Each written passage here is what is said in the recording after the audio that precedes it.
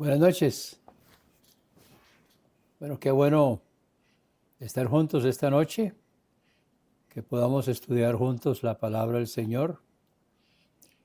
Y qué bueno que usted allá y yo acá para alabar el nombre de nuestro Señor y para estudiar su palabra.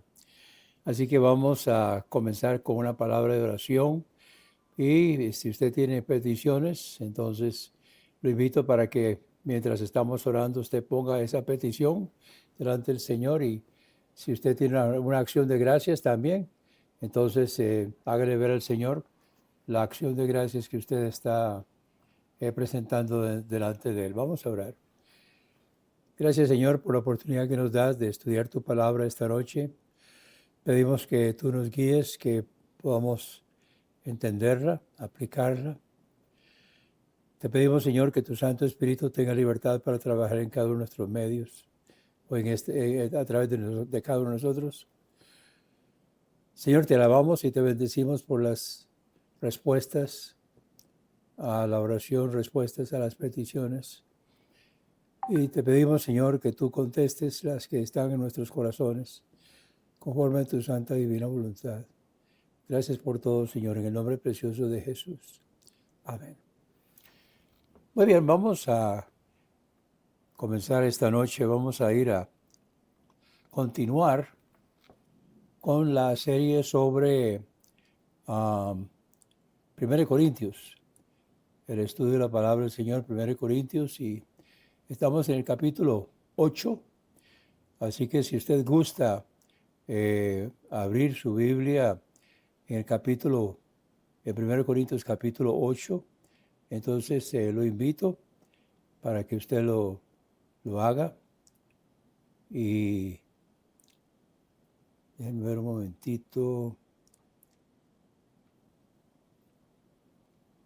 Bueno, no importa. Así que gracias a Dios que estamos pudiendo estudiar su palabra esta noche. Estamos en 1 Corintios capítulo 8 y tiene que ver con lo sacrificado a los ídolos. Y dice acerca de lo sacrificado a los ídolos, sabemos que todos tenemos conocimiento. Ahora, parece que en la iglesia de Corinto había algunos que se jactaban de su conocimiento y con esto estaban ofendiendo a otros. Habían personas que estaban recién convertidas y todavía tenían lucha en cuanto a esto. Entonces dice el apóstol Pablo, el conocimiento envanece, pero el amor edifica. Y si alguno se imagina que sabe algo, nada sabe, aún como debe saber. Así que nosotros debemos tener en cuenta los sentimientos de los demás. Tal vez yo sé que yo tengo la razón. Sin embargo, el hecho que yo tenga la razón no significa que voy a aprovechar eso para maltratar a otras personas. Por ejemplo, a veces una pregunta que les gusta hacer los católicos es si la Virgen tuvo más hijos. Entonces, debemos tener cuidado con eso, porque les han enseñado a ellos a hacer esa pregunta para entonces ya no escuchar lo que nosotros tenemos que decir. Y hay otras preguntas también que les han enseñado a ellos a hacer para que nosotros entonces contestemos y que ya entonces ya no nos sigan escuchando. Así que la respuesta a eso es, bueno, ella era la madre de nuestro Señor Jesucristo y ella fue instrumento para traer a nuestro Señor Jesucristo al mundo. Y la Biblia dice en Mateo de que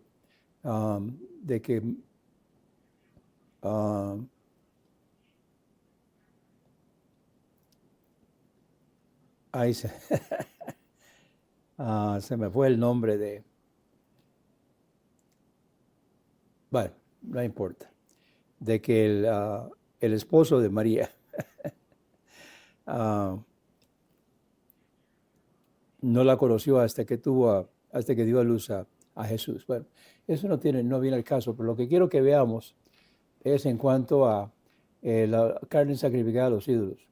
Una cosa que tenemos que tener en cuenta es de que detrás de cada ídolo hay un demonio.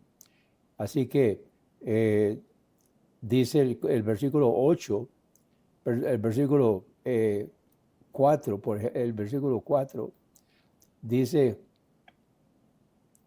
acerca pues de la comida que es sacrificada a los ídolos.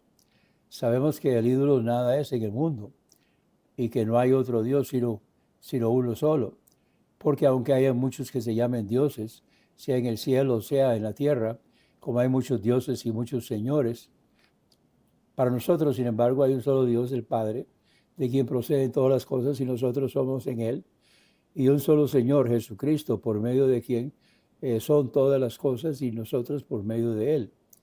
Mas no en todos hay este conocimiento, porque algunos con conciencia del ídolo hasta ahora, o se vienen saliendo de la idolatría, comen como sacrificado a ídolos y su conciencia, siendo débil, es contaminada. En otras palabras, viene un creyente y él no le importa participar en fiestas donde se está honrando, digamos, a las imágenes y etcétera.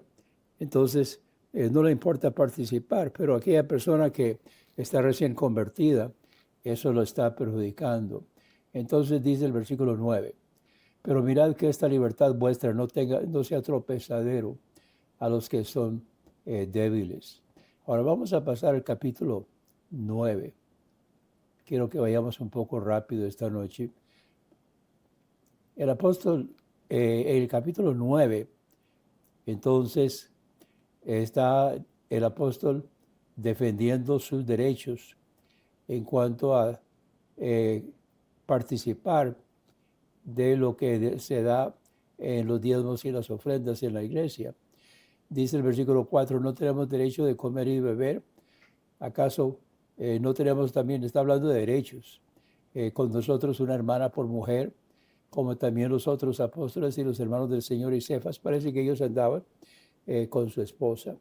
Ahora, que Pablo anduviera con su esposa o no, bueno, en el capítulo 11, él pareciera que no, pero está hablando de derechos. Y dice el versículo 6, o solo yo y Bernabé no tenemos derecho de no trabajar. Entonces quiero que veamos aquí principios que está hablando aquí el apóstol Pablo en cuanto al sostenimiento del ministerio. ¿Quién fue jamás soldado a sus propias expensas? Versículo 7. ¿Quién planta una viña y no come de su fruto? ¿O quién apacienta el ganado y no toma de la leche del ganado? Ahora, estas costumbres han ido cambiando. Yo recuerdo que hace años quien trabajaba en una lechería no compraba leche. Quien trabajaba donde se fabrica mantequilla no compra mantequilla. Quien trabaja en una panadería no compra pan, sino que se le da para que lleve a la casa. Así que son ciertos derechos. Sin embargo, con el correr del tiempo ahora se ha ido cambiando y, según me dicen, no sé en lecherías, pero sí sé en panaderías que ya los panaderos no les dan el pan. Así que esto ha ido cambiando, pero es un derecho que existía en el tiempo del apóstol y todavía en mi juventud todavía existía. Ahora, versículo 9, versículo 8. Digo esto como hombre, ¿no dice esto también la ley? Porque en la ley de Moisés está escrito, no pondrás bozal al buey que trilla. Tiene Dios cuidado de los bueyes. Ahora este es el buey que está trillando el trigo. Entonces, si el buey tiene derecho a comer del trigo que está, entonces también nosotros. Por cierto que hoy sí le ponen bozal al buey, pero la ley decía que no. Versículo 10, lo dice enteramente por nosotros. Y entonces Pablo contesta, pues por causa de nosotros está escrito. Y aquí está el principio, porque con esperanza ha de arar y el que ara, y el que trilla con esperanza de recibir el fruto. Ahora entonces lo aplica a la iglesia. Si nosotros sembramos entre vosotros lo espiritual, es gran cosa si segaremos de vosotros lo material. Entonces, si otros participan de este derecho sobre vosotros, ¿cuánto más nosotros? Ahora, uno podría preguntar, bueno, ¿de qué está hablando? Bueno, podría estar hablando, por ejemplo, si usted consulta a un abogado, pues tiene que pagarle. Si usted va donde un médico particular, pues tiene que pagarle. En ese sentido, entonces, si otros participan de este derecho y que pues se les paga por sus servicios. Recuerdo, conocí a un pastor en Estados Unidos que era psicólogo certificado, o sea, era psicólogo, bueno, sí, certificado por el Estado. Esto fue en Florida. Entonces él me decía, cuando alguien que no es miembro de mi iglesia me consulta, yo le cobro. Pero si es alguien de mi iglesia que me consulta, yo no le cobro. Entonces así es como él trabajaba. Ahora, en el caso mío, yo soy consejero, pero no soy certificado. Entonces, yo no cobro por mis servicios, pero así tengo que estar vigilando el tiempo y cuidar porque tengo muchas cosas eh, que estoy participando y entonces, por supuesto que me gusta ayudar, me gusta aconsejar. La primera regla de la consejería es que la persona que necesita aceptar la consejería y si va a pedir consejo, pero no va a hacer lo que se le va a aconsejar, bueno, entonces ¿para qué está pidiendo consejo? Y otra cosa también en la consejería es que uno tiene que permanecer neutral. Y eso sí es bastante difícil. Uno escucha una parte y escucha otra y la tendencia es tomar parte. Y si uno ha de ayudar a la persona, entonces uno no puede tomar parte. Tiene que escuchar ambas partes. Perdón, perdón.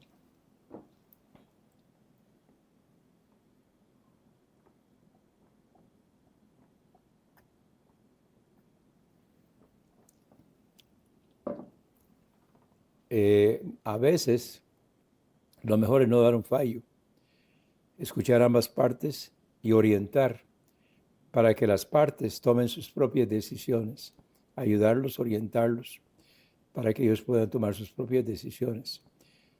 Bueno, sigamos con el tema acá en 1 Corintios 9. Entonces, si otros participan de este derecho sobre vosotros, ¿cuánto más nosotros? Ahora, Pablo dice, pero no hemos usado de este derecho, sino que lo sufrimos todo para no poner ningún obstáculo al Evangelio de Cristo.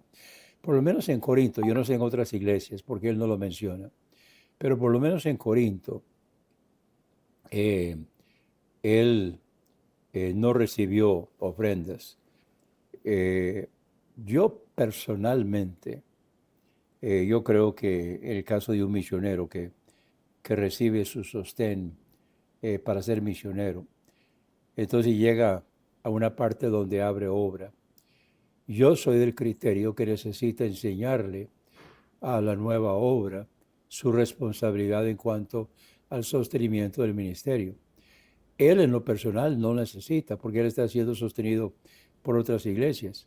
Pero si él no les enseña a ellos eh, a, a contribuir y a dar, y si es posible, tiempo completo, aunque muchas veces no es posible. Y entonces tenemos pastores, lo que llamamos bivocacionales, o sea que el pastor trabaja en la iglesia y también trabaja en lo secular, porque lo que la iglesia le da no es suficiente. Pero la iglesia necesita ayudar, dar, sostener el ministerio hasta donde pueda, hasta donde esté en capacidad de hacerlo. Por lo menos, cubrir los gastos. Por ejemplo, si el pastor tiene que dejar de trabajar algunas horas para poder servir a la iglesia, pierde de trabajar algunos días, Entonces yo creo que la iglesia hasta donde se pueda necesita retribuir, necesita cubrir los gastos en que están ocurriendo, que en realidad están saliendo del bolsillo del pastor. También, por ejemplo, si el pastor necesita que se le cubra gastos en cuanto a transporte, por ejemplo. Eso es cuando es bivocacional. Ahora, si él está a tiempo completo, es diferente.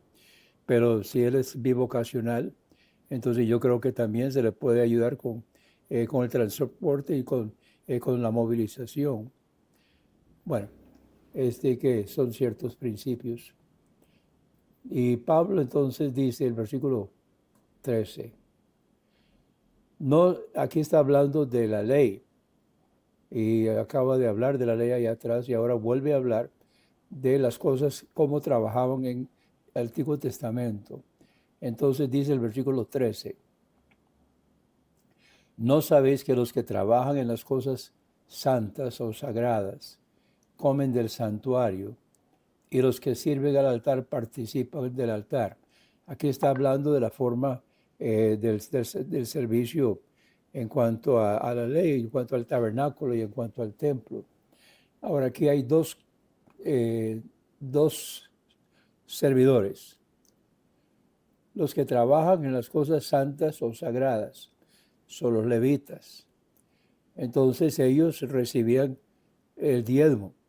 O sea, el diezmo de las 12 tribus se distribuía entre, se le daba a la tribu de Leví. La tribu de Leví era sostenida, toda la tribu. Ahora, toda la tribu de Leví era los levitas y también los sacerdotes. Los sacerdotes eran levitas. Entonces, como levitas, digamos, como parte de la tribu de Leví, todos los que eran parte de la tribu de Leví recibían los diezmos. Y entonces dice, los que trabajan en las cosas santas comen del santuario. Entonces ellos, o sea, recibían el diezmo. Aparte de eso, y además, los que servían al altar, que eran los sacerdotes, también participaban de algunas de las ofrendas del altar. Algunas de las ofrendas del altar, entonces el sacerdote tomaba una parte. Y quiere decir que entonces el sacerdote recibía su sostén como integrante de la tribu de Leví. Y además de eso, también cuando participaba, no todo el tiempo participaba, pero cuando le tocaba por turno, entonces recibía una ofrenda adicional, que era la participación del altar. Y dice el versículo 14, así también ordenó el Señor. Ya esto entonces es de parte del Señor. Ordenó el Señor a los que anuncian el Evangelio, que vivan del Evangelio. Ahora el versículo 15 dice, yo de nada de esto me aproveché. Entonces él, en la iglesia de Corinto por lo menos, él no recibió. Volviendo a lo que estaba diciendo, yo considero que el misionero necesita enseñarle a la nueva obra, a la misión o la iglesia en embrión, a participar. Porque cuando él se va, porque el trabajo del misionero es plantar iglesias, entonces cuando la iglesia se organiza, o sea, cuando ya se independiza, cuando ya no está bajo la autoridad de su iglesia auspiciadora, entonces ya se independiza, el misionero probablemente, o sea, si es misionero, va a ir a trabajar, a abrir otra obra.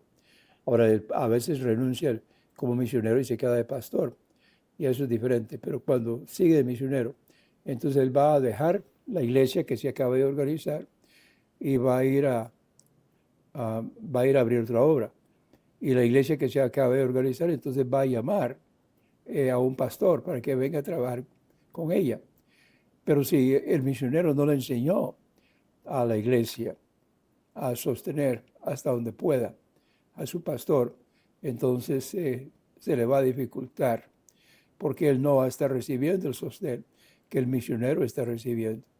Y él va a tener entonces esa lucha. Así que yo considero que se le debe enseñar ah, el misionero necesita enseñar esto. Pero el caso de Corinto, pues parece que no fue así.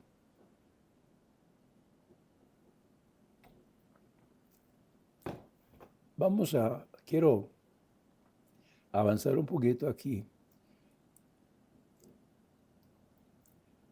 Versículo 19.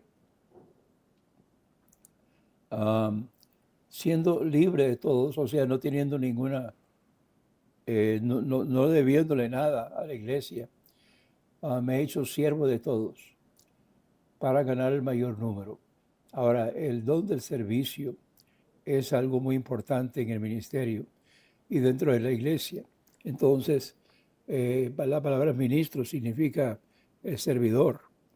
Y nosotros estamos para servir, no para aprovecharnos, sino para servir a otros. Y entonces dice el versículo 20, me he hecho a los judíos como judío para ganar a los judíos, los que están sujetos a la ley como sujeto a la ley, para ganar a los que están sujetos a la ley. Ahora, a los que están sin ley, en otras palabras, los gentiles, que no estaban sujetos a la ley.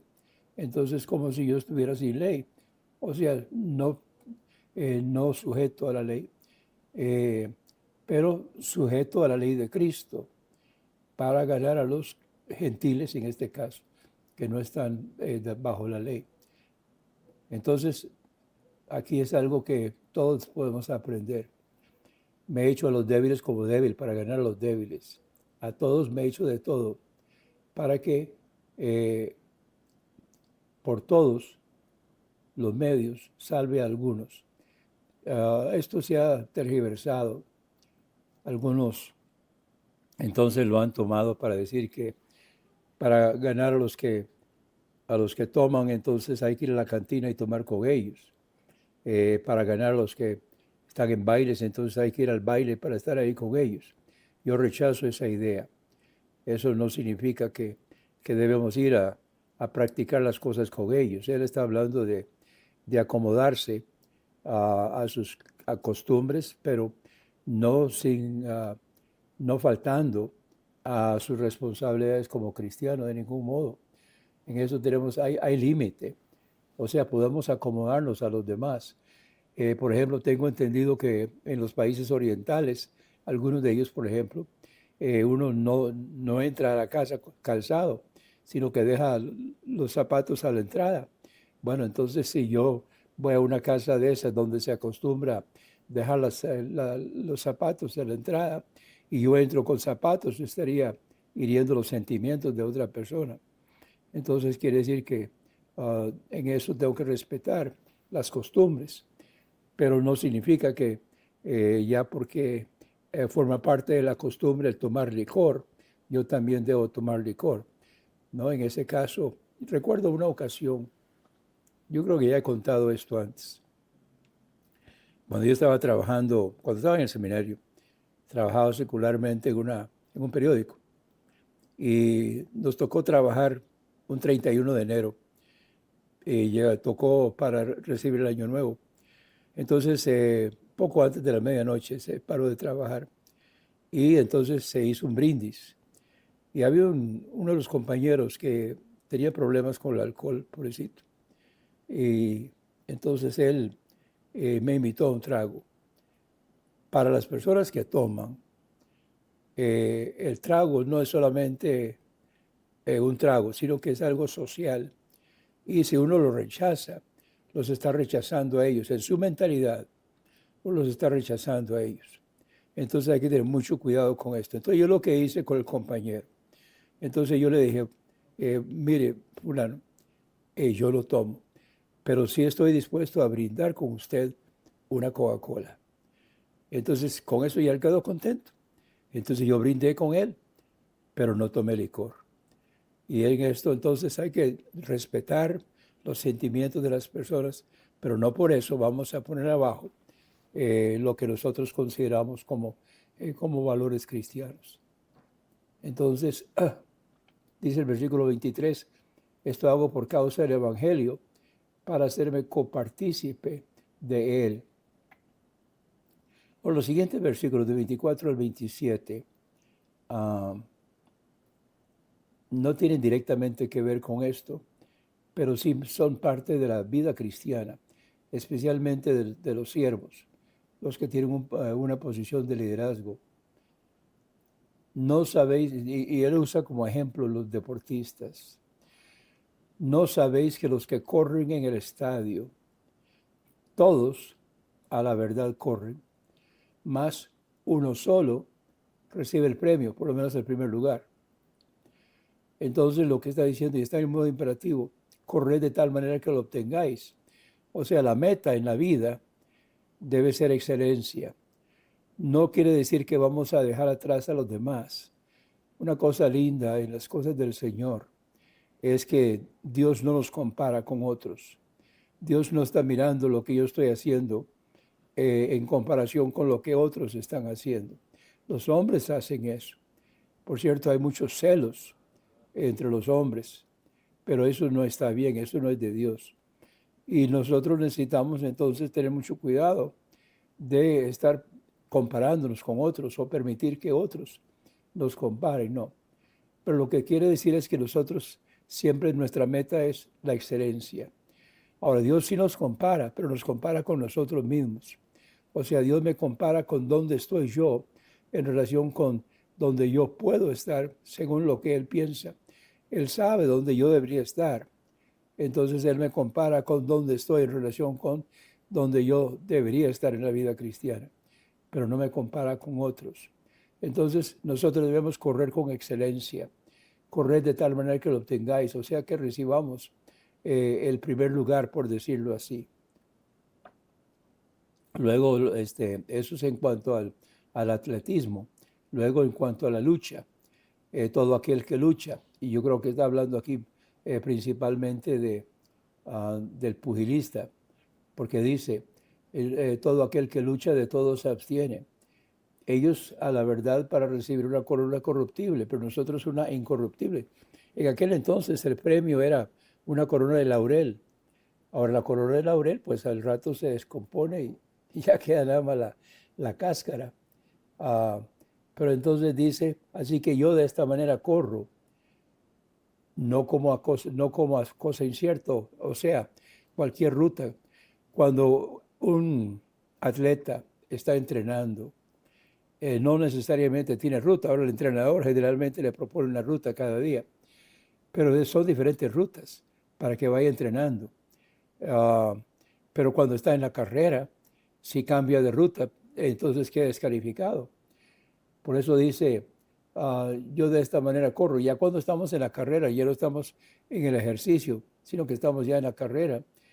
Si cogemos otra ruta como cosa incierta, entonces vamos a quedar descalificados. De esta manera peleo. Entonces, no como quien golpea el aire. Por eso dije el pugilismo, o sea, el boxeo.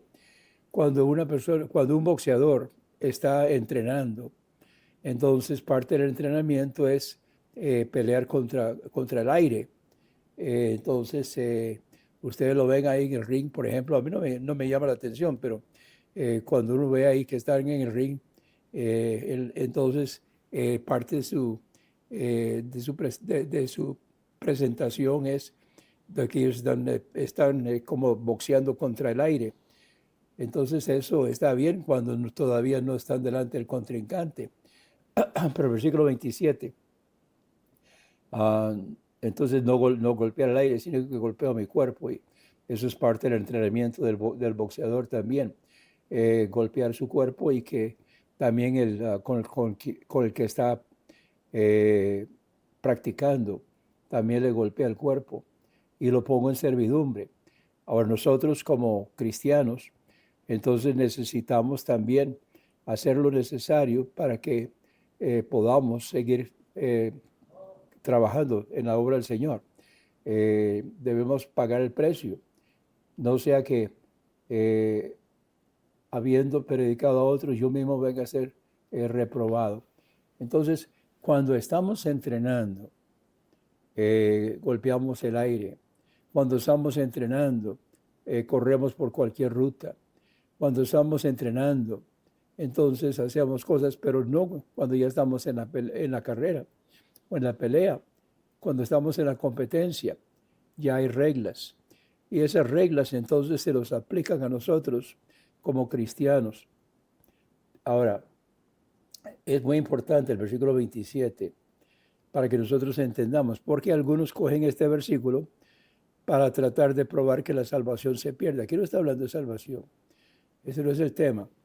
Uno de los errores grandes, y eso es lo que estamos aprendiendo en este curso, es de cuál tema trata el que habla o escribe. Aquí no está hablando de salvación, está hablando de servicio. Entonces, en el servicio puede ser eliminado.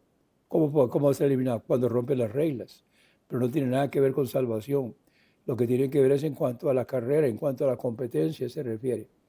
Entonces, en este sentido, dice el versículo 27, habiendo predicado a otros, yo mismo venga a ser reprobado o eliminado. La palabra en el griego significa tinaja rajada. Ahora, ¿para qué sirve una tinaja rajada? Digamos que es una tinaja pintada, decorada, muy linda, muy vistosa. Está hecha como recipiente.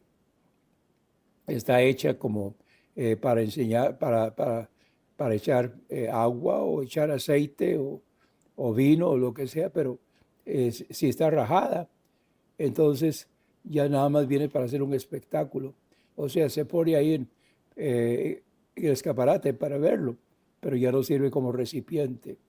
Y a eso se refiere. Cuando dice, yo mismo venga a ser reprobado o eliminado, no voy a poder servir si yo no mantengo las reglas, si yo no mantengo mi propia vida en orden, entonces yo no voy a poder servir a otros. Voy a tener que, es algo, pudo haber sido algún espectáculo, pero que ya no puede seguir sirviendo en cuanto a esta capacidad. Ahora, voy a introducir el capítulo 10 y ver un poquito en cuanto a esto, a ver hasta dónde podemos llegar esta noche.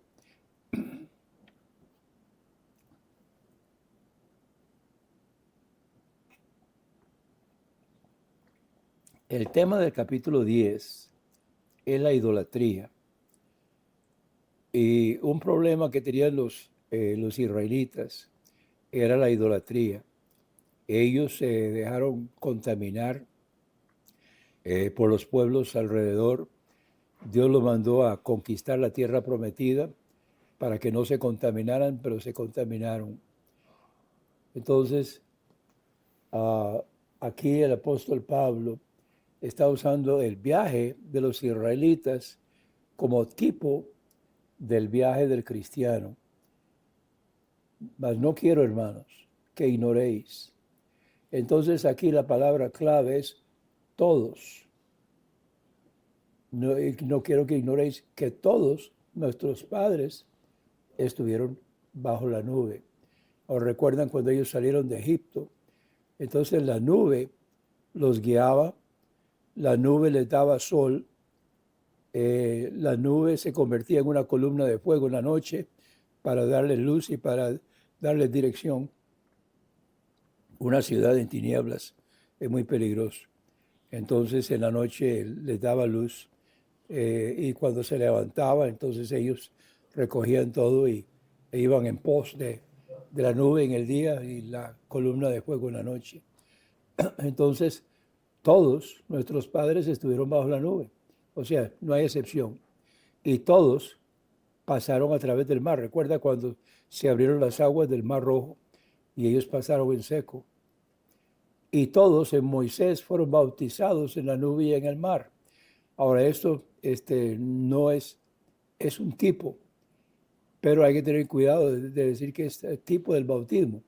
Bueno, simbólicamente, pero hay que, no sé, un tipo no puede ser un tipo de un tipo. Entonces, lo que quiere decir que los dos están siendo tipos de lo mismo. ¿En qué sentido? Cuando una persona acepta a Cristo como Salvador personal y luego se identifica con el Señor Jesucristo a través del bautismo, en el bautismo está dejando atrás el mundo, está sepultando al viejo hombre y resucitando simbólicamente a vida nueva para entrar a formar parte de la iglesia y y entonces seguir adelante con el Señor. Entonces, el bautismo por autoridad de una iglesia nuevo testamentaria, una iglesia que viene desde Jesucristo, entonces está siendo bautizado también en el Espíritu Santo, porque el bautismo del Espíritu Santo sobre el día de Pentecostés, luego dice, recuerda que la gran comisión de que debemos bautizar en el nombre del Padre, el Hijo y el Espíritu Santo. Entonces quiere decir que está involucrado también, está incluido. Por eso dice aquí, todos en Moisés fueron bautizados en la nube, que representa el Espíritu Santo, y en el mar, que representa la sepultura. Luego dice, y todos comieron el mismo alimento espiritual, se refiere al maná. Y todos bebieron la misma bebida espiritual, se refiere cuando Dios dio agua de la peña, porque bebían de la roca espiritual que los seguía y la roca era Cristo. Entonces, ahí está en esos versículos, los versículos del 1 al 4, la palabra clave es todos. Todos bajo la nube. Todos pasaron el mar. Todos fueron bautizados en la nube y en el mar. Todos comieron del maná. Todos bebieron del agua de la peña. Pero, versículo 5, pero la mayoría de ellos quedaron postrados en el desierto. Cuando ellos rechazaron la tierra prometida, entonces Dios pasó sentencia. Solamente los 2 espías, Josué y Caleb, ellos entrarían a la tierra prometida, porque ni siquiera Moisés y Aarón. Entonces solamente Josué y Caleb. Y los demás quedaron sentenciados. Los 10 espías que hablaron mal de la tierra prometida, ahí nomás murieron. Y todos los demás mayores de 20 años quedaron postrados en el desierto a través de los 40 años en el desierto. Entonces por eso dice el versículo 5, de la mayoría de ellos no se agradó Dios, por lo cual quedaron postrados en el desierto. Y entonces el versículo 6, pero estas cosas sucedieron como ejemplo para nosotros. La palabra en el griego ejemplo es tipos, o sea que son un tipo.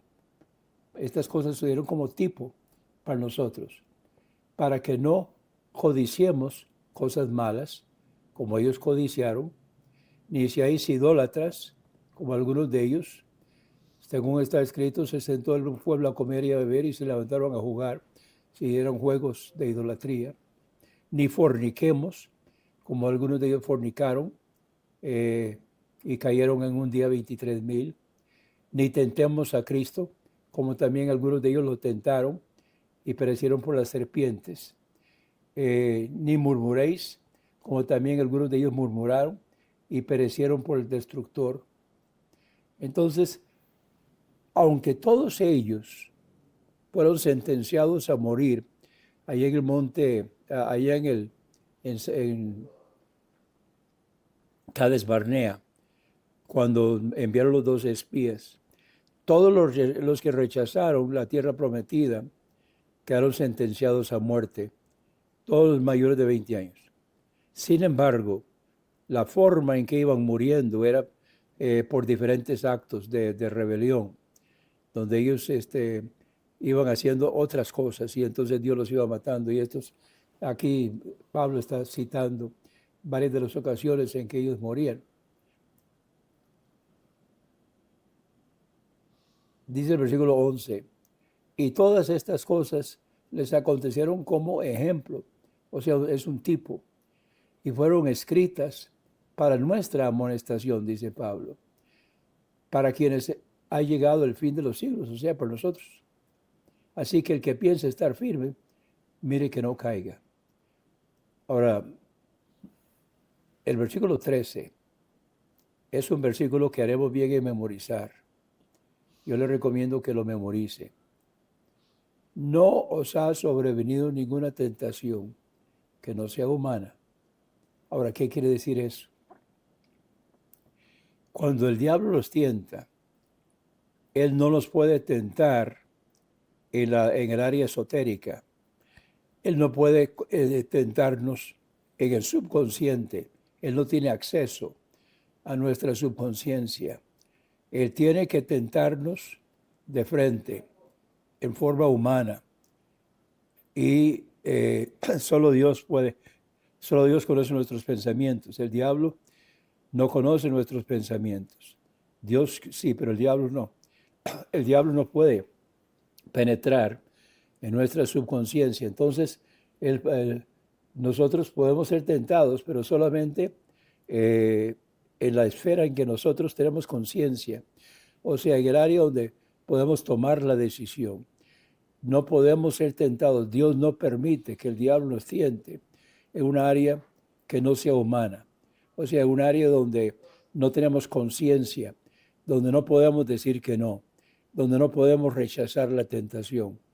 Él no tiene acceso a esa parte, sino que ahora Dios sí tiene acceso. Sin embargo, Dios respeta nuestro libre albedrío, nuestra libertad, y Él no nos obliga. Él tiene acceso, pero no nos obliga.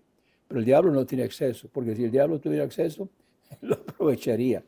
Pero el diablo no tiene acceso. Por eso dice, no os ha sobrevenido tentación que no sea humana. Mas fiel es Dios,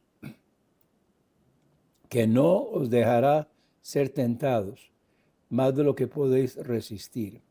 Entonces, lo primero es que Dios no permite que el diablo entre en áreas donde nosotros no tenemos conciencia, donde no podemos decir que no.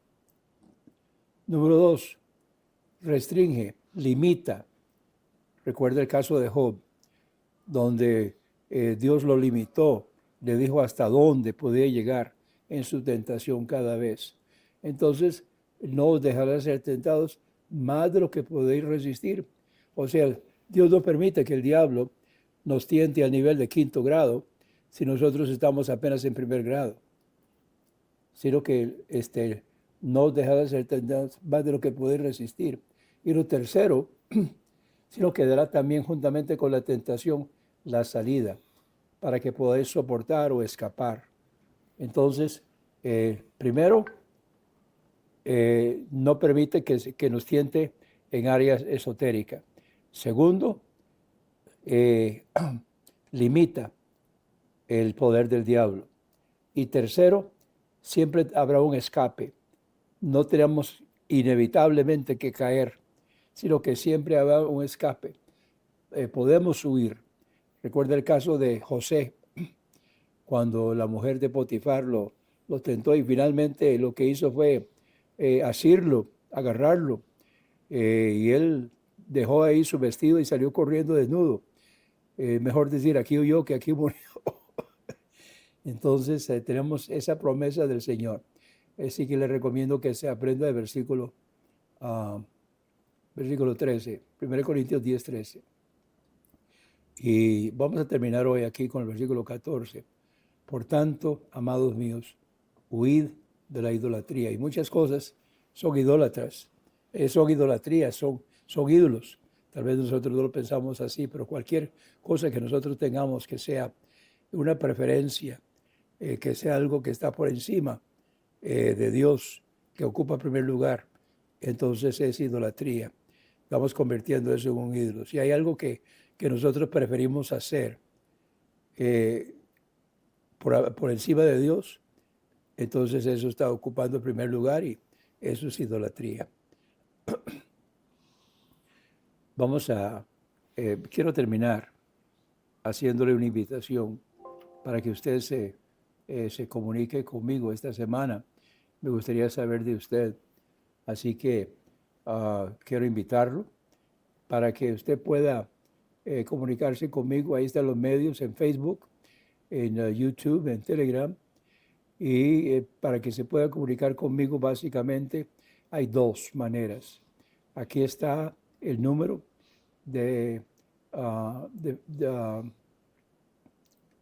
para que se pueda comunicar conmigo por WhatsApp, 8708-5569. Ahí está el área si está fuera de Costa Rica, 8708-5569. Puede mandarme un mensaje y yo le voy a estar contestando a la mayor brevedad. O también ahora en la salida, tome nota, también en la despedida está el correo, para que me pueda escribir. Este estudio nosotros lo tenemos los jueves virtualmente. Los domingos nos estamos congregando presencialmente. Estamos en Barrio de San Pedro de Montes de Oca, de Taco Bell 100 Sur y 400 al oeste. Una casa blanca de 2 pisos a mano derecha con portón negro, frente a un establecimiento que se llama Seca, con C. Entonces, ahí estamos los domingos a las 2:30 de la tarde, la escuela dominical seguido después del servicio de adoración. Así que lo invitamos para que venga y esté con nosotros este próximo domingo y juntos podamos alabar al Señor. Y también el próximo jueves aquí mismo, si Dios lo permite. Practiquemos. Si este programa ha sido de bendición para su vida, contácteme. Anote mi celular para que me contacte por WhatsApp, 8708-5569. De nuevo, mi celular para que me contacte por WhatsApp, 8708-5569. O puede escribirme al correo ministerioshermanowalter@gmail.com. Mi correo es ministerioshermanowalter, palabras completas sin espacios, ministerioshermanowalter@gmail.com. Será un gusto saber de usted.